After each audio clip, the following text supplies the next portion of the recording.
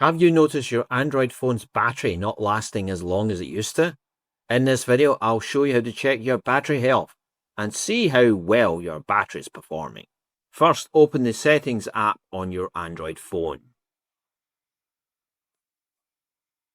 Scroll down and tap Battery. Depending on your device, you may see an option called Battery Health. If you do, tap it to view information about your battery's condition.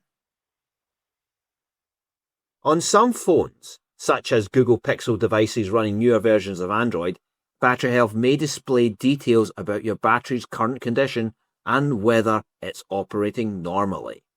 If you don't see Battery Health option, don't worry. Battery Health's information isn't available on every Android device, and the location of the setting can vary depending on the manufacturer. You can also use third-party apps from the Google Play Store to estimate battery health, although the accuracy may vary. That's how to check battery health on Android. If you found this video helpful, consider leaving a like and subscribing for more Android tutorials.